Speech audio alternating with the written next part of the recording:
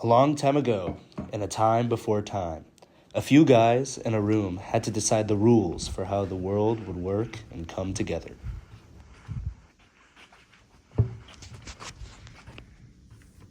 Okay, so like everything is made up of elements that has its own amount of positively charged protons, negatively charged electrons, and neutrally charged Neutrons. Yeah, I like that. That's good. Okay, so I understand that like each element's supposed to have like a unique amount of like protons and electrons, but like how do they like interact with each other? How are we gonna configure them together? Well, certain elements can have the same electrons and be isoelectronic despite having a similar atomic structure, but we don't really have to get into that. Yeah, like how will they be configured in a 3D space? Right. I don't know, bro. I'm out of ideas.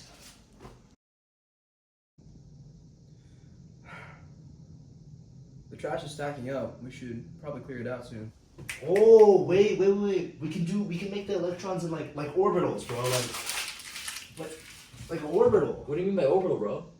Like orbital is like a 3D region, like like in a space around the protons and neutrons in the center, where an electron is like most likely to be. Like we can have each electron around the center have its own orbital.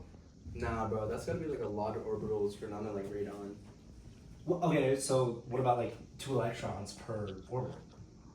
Yeah, actually that could work. We can get the balls kind of like this, just kind of mash them together. Yeah, we can put them around the protons and neutrons. Okay, so you're saying we just like add orbitals sequentially, like around the center, the same distance away? Nah, there's gotta be like levels to it. It has to increase, level by level, so that so they're different distances from the nucleus. Yeah. But how are we gonna know when there's enough electrons to go to the next one? Like, when is there enough electrons to go to the next one? Yeah, there should be like a cap or something like for the electrons, because like when a trash can is full, you need another trash can to fill it with more stuff. Yeah, I like that idea actually. We can have like, for like the first level there can only be like 2 electrons there, right?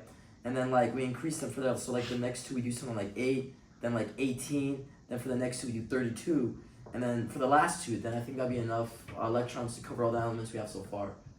That sounds like a good idea. I agree. Got it. Okay, but like, but since some levels have more electrons than others, we should make like a couple types of orbitals, like, that have different 3D geometries, so that they all fit efficiently around the protons and neutrons in the center, so that they're equidistant away from the positive protons, but then they also don't conflict against each other, like, as they're negatively charged. Right. We should do like 4 letters, like S, B, D, F. Those letters are kind of random, though. Like, don't you think? It was the first 4 letters that came to mind, but yeah. We should do for the first one S. We should do like 2 electrons. You make it like a sphere around the center. Okay, yeah. So for the P, it consists of 3 orbitals, right? If you want to stick to the 2 per each and a max of 8. But what would that look like? I don't know. I have ideas, bro, but I didn't want to say it. Have you been working out recently? Oh, dude, kind of have biceps going. No, It's the bicep curls, man, that really gets it going. It gets that good peak. I just love it. Yeah. It's very nice. Very nice for the biceps. We should totally make the p orbitals look like dumbbells. Yeah, that's actually a really good idea. And we could have like 1 on each for the X, Y, and Z planes.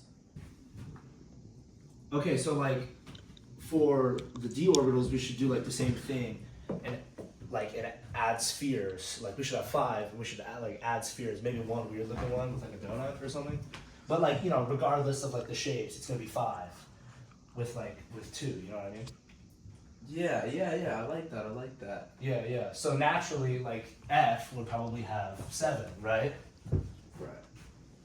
So we should have the F1 have 7 orbitals, but 6 regions, all on the X, Y, and Z planes. Yeah. So they configure together nicely. Right. Okay, wait, guys. How are we going to tell one electron from another? This is super confusing. We could do like a set numbering system maybe to like differentiate the levels and the types of orbitals.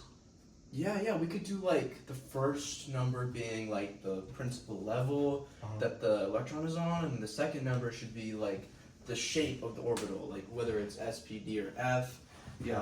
And then we should have the third one be the specific region of the orbital that it's on, and then we should have the fourth number be like whether or not it's spinning up or down, so that we know whether the electron is paired or not. Okay, yeah. So there we go. We got a set of 4 numbers. We can probably call them like quantum numbers or something because they describe positions of electrons, like on a quantum 3D level. It's a good idea. Yeah. Honestly, bro, like, sweet. I mean, I think we can call it a day there. Like, like let's just pack up for tomorrow. Maybe we can decide how they combine together. Yeah. Like in the morning. You know what I mean? Yeah. Yeah. We could do it like hybrid orbitals. Hybridization.